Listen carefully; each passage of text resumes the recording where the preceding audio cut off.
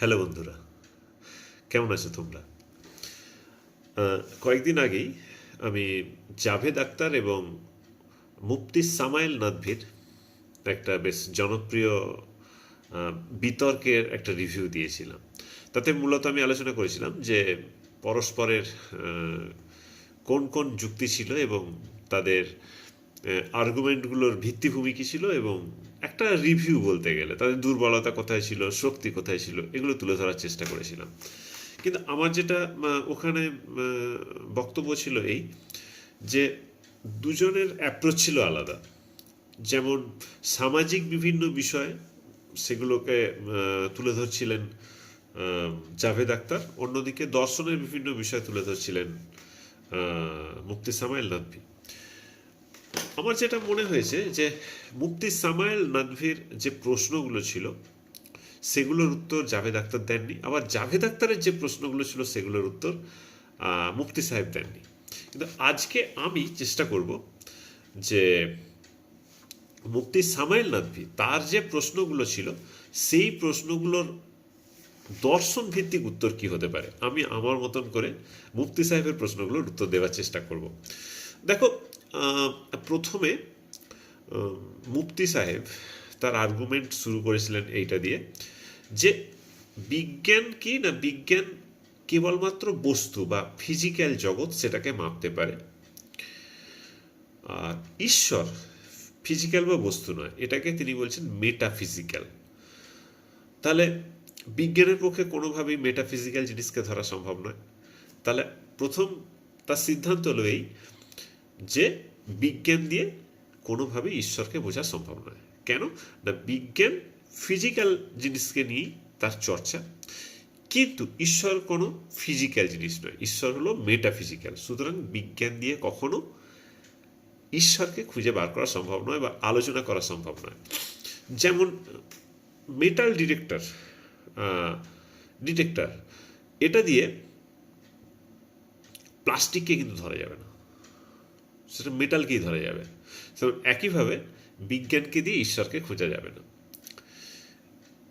এখানে যদি এপিস্টোমোলজি বিচার করি তাহলে এক্ষেত্রে দেখা যাবে মুফতি সাহেব তার মূল থিওরিটা হচ্ছে কি না, জ্ঞানের একটা সীমাবদ্ধতা, অর্থাৎ প্রচলিত বৈজ্ঞানিক জ্ঞান দিয়ে ঈশ্বরকে বোঝা সম্ভব নয়।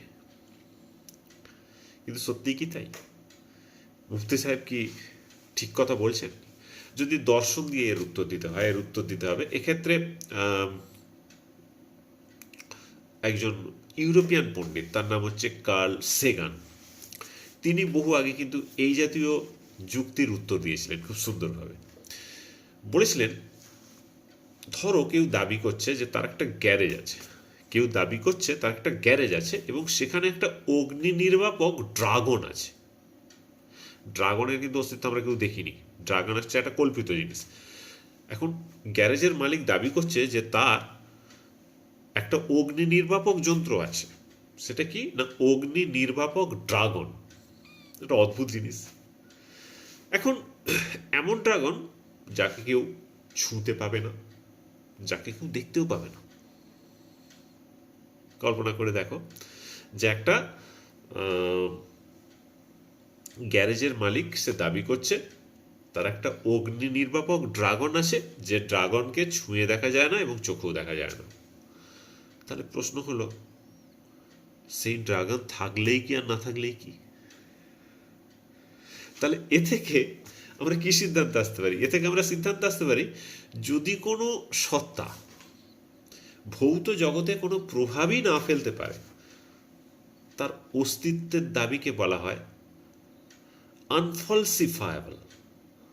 মানে এমন একটা সত্য যা প্রমাণ করাও যায় না, আবার মিথ্যে বলাও যায় না। তাহলে দর্শনে এমন দাবিকে অর্থহীন বলে মনে করা হয়, কারণ যে এই দাবিটা করছে তাকেই এটা প্রমাণ করতে হবে। সে যদি বলে না আমি প্রমাণ করতে পারবো না, প্রমাণ করা সম্ভব নয়, অথচ দাবি করছি, তাহলে সেটার কোনো ভ্যালু নেই। যেমন তুমি হয়তো বলবে যে অনেক কিছুকেই তো আমরা দেখতে পাই না, কিন্তু তা তো থাকে। দেখো, যেমন বাতাসের অক্সিজেন, এটা আমরা দেখতে পাই না, কিন্তু নিঃশ্বাস নিলে তার একটা ভৌত প্রভাব বোঝা যায়। সেটা প্রমাণিত। কিন্তু ঈশ্বরের অস্তিত্বের কোনো ভৌত প্রমাণ অক্সিজেনের কথা সবাই স্বীকার করেছে, বহুভাবে স্বীকার করেছে, কারণ বহুভাবে তার প্রমাণ পাওয়া যায়। কিন্তু ঈশ্বরের অস্তিত্বের কোনো ভৌত প্রমাণ সর্বজনীনভাবে কোথাও প্রমাণিত হয়নি। সুতরাং শুধুমাত্র আমি যুক্তিটা দিতে পারি, কিন্তু যুক্তি দিয়ে এটা প্রমাণ হয় না যে এটা সত্য। তাহলে এটা হলো তার প্রথম দিক। তাহলে আমরা দেখলাম যে বিজ্ঞান বনাম মেটাফিজিক্স, এই যে তত্ত্বটা দিয়ে মুফতি সাহেব তার যুক্তি তুলে ধরেছিলেন, এই যুক্তিটার কিন্তু একটা সুন্দর উত্তর হয়। সেকেন্ড, মুফতি সাহেবের আরেকটা যুক্তি ছিল, সেটাও দার্শনিক যুক্তি। কিরকম? মুফতি সাহেব যুক্তি দিচ্ছেন যে ধরো একটা নির্জন দ্বীপ, যেটা আগের ভিডিওতে উল্লেখ করেছিলাম, একটা নির্জন দ্বীপ, সেখানে একটা গোলাপি বল পাওয়া গেল। এখন যখন কেউ এই গোলাপি বলটা দেখবে, স্বাভাবিকভাবে সে কি ভাববে যে গোলাপি বলটা কিন্তু এমনি এমনি সেখানে আসেনি, তার মানে কেউ ওটা নিশ্চয়ই রেখে দিয়েছে, নইলে এই গোলাপি বলটা আসতে পারে না, সেটা কখনো জন্ম নিতে পারে না কোনো গোলাপি বল। তাহলে এ থেকে বোঝা যায় যে ওই গোলাপি বলটা কিন্তু অন্যের ওপর নির্ভরশীল। কার ওপর নির্ভরশীল? যে ওখানে গোলাপি বলটা রেখেছে। এটাকে বলা হয় কন্টিনজেন্ট। অর্থাৎ এ সবসময় বাস্তবিক জগতে যা ঘটে এর পিছনে একটা অনিবার্য সত্তা বা নেসেসারি বিইং প্রয়োজন।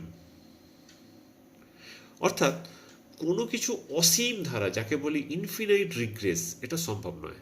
অর্থাৎ প্রতি ঘটনার পিছনে একটা কারণ থাকে। এখন এখানে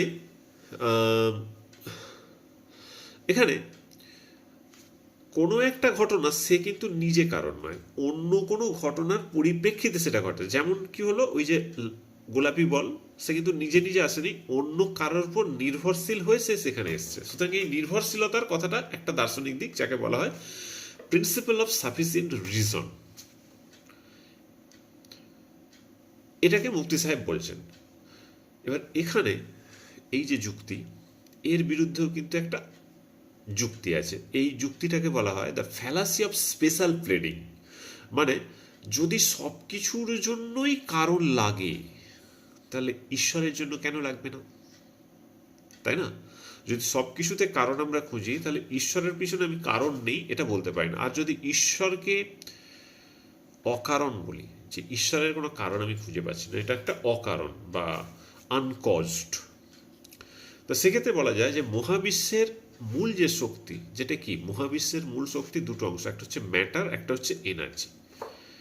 এটাকে কেন আমরা অকারণ বা চিরস্থায়ী বলা যাবে না? যদি ঈশ্বরকে আমরা অকারণ বলি, তাহলে এই মহাবিশ্ব আমরা ফিজিক্সের নিয়ম অনুযায়ী বলি ম্যাটার অথবা এনার্জি, এই দুটো নিয়েই কিন্তু সমস্ত কিছু তৈরি।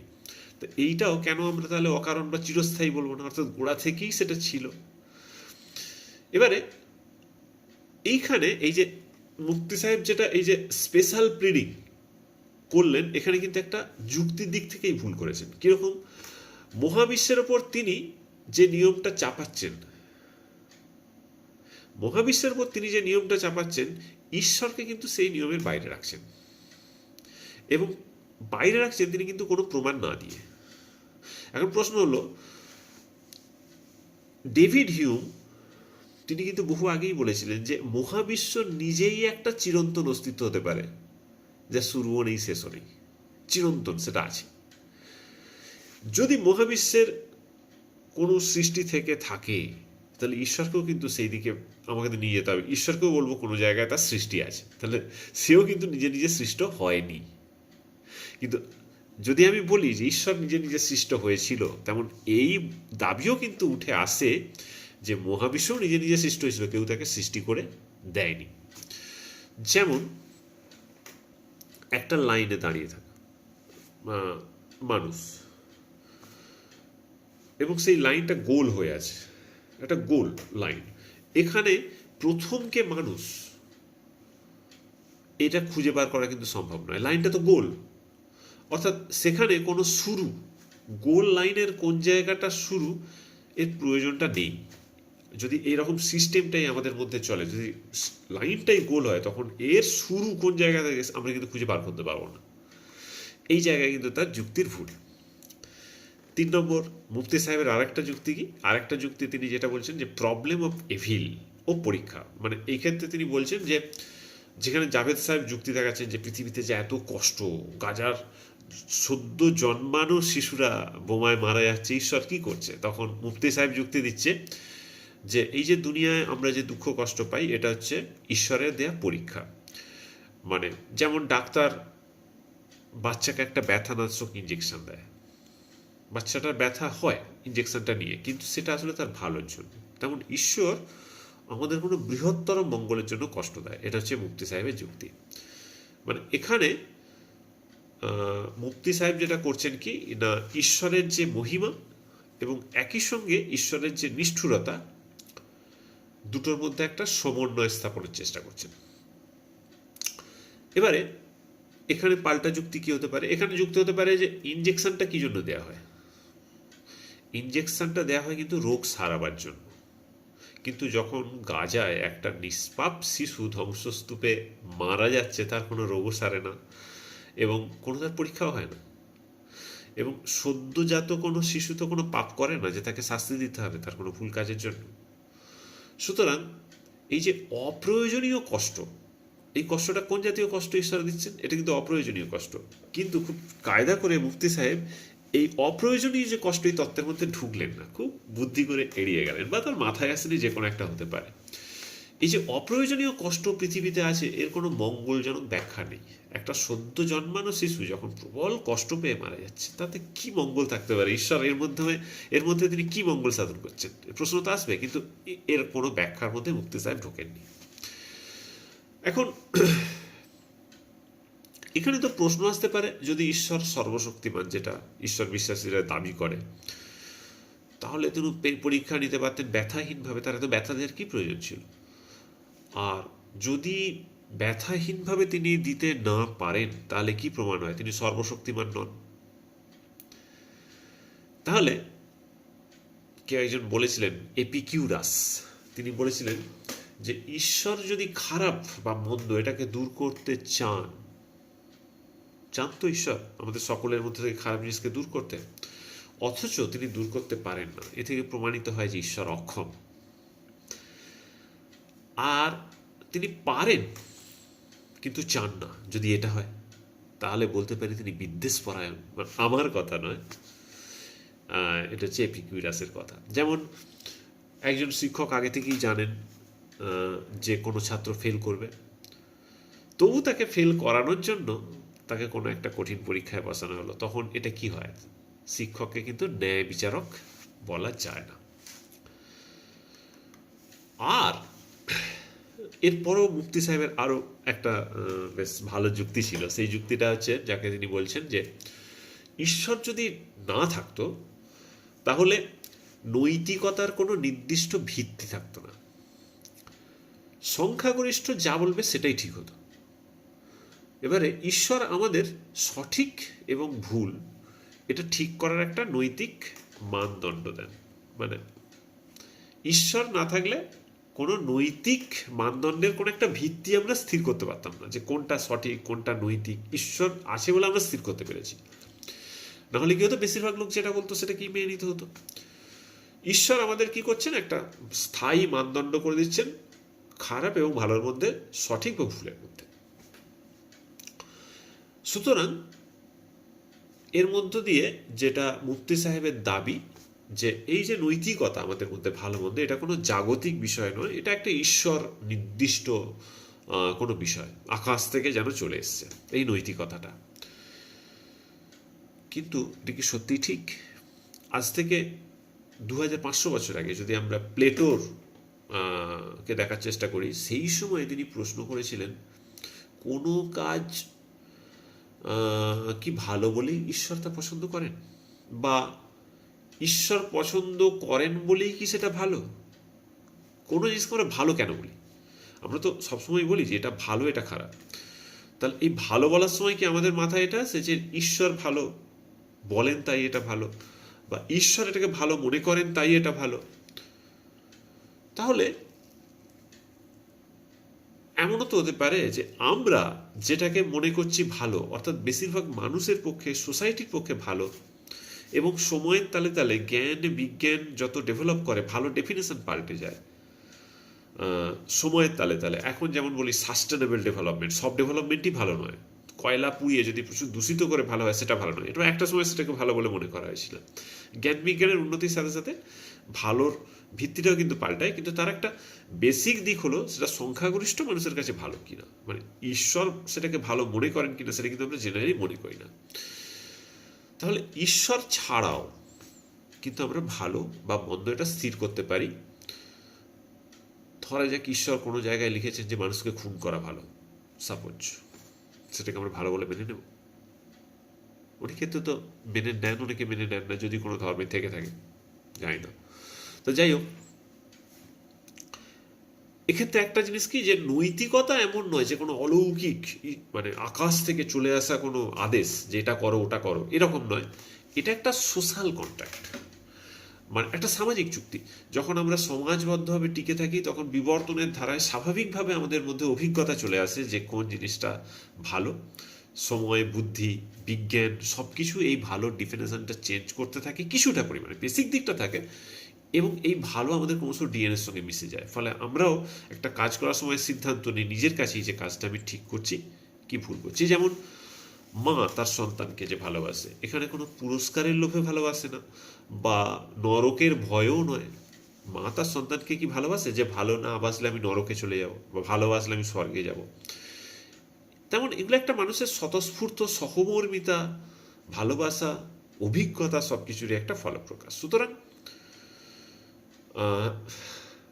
যদি মুফতি সাহেবের আলোচনা আমরা শুনি, তিনি বাইরে যুক্তিকে খুব সুন্দর করে তুলে ধরছেন, কিন্তু যুক্তিটার ভিত্তি হচ্ছে বিশ্বাস। যুক্তির ভিত্তিতে কিন্তু র্যাশনালিটি নেই, সেখানে বিশ্বাসটাকে তিনি যুক্তির মোড়কে খুব কায়দা করে তিনি তুলে ধরছেন।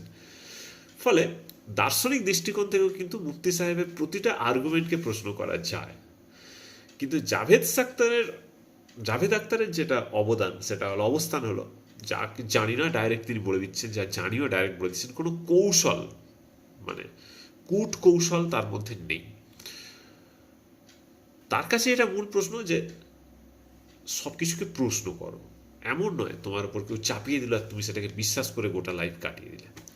তা তোমাদের ভিডিওটা কেমন লাগলো সেটা আমাদের জানাবে। আর এটা নয় আমি কোনো বিশেষ ধর্মের উদ্দেশ্যে আমার কোনো বক্তব্য নেই, আমার সার্বিকভাবে যে ঈশ্বরে যে বিশ্বাস করা হয় এ সম্পর্কে প্রচলিত যে ধারায় যে প্রশ্নগুলো তোলা হয় আমি সেটাই তোলার চেষ্টা করলাম। এখানে আমি ব্যক্তিগতভাবে ঈশ্বরে বিশ্বাস করি কি করি না সেটার কোনো ভ্যালু এখানে নেই, আর আমি তেমন কোনো ব্যক্তিও নয় যে আমার বিশ্বাসের কোনো ভ্যালু থাকতে পারে। ধন্যবাদ তোমাদের সকলকে।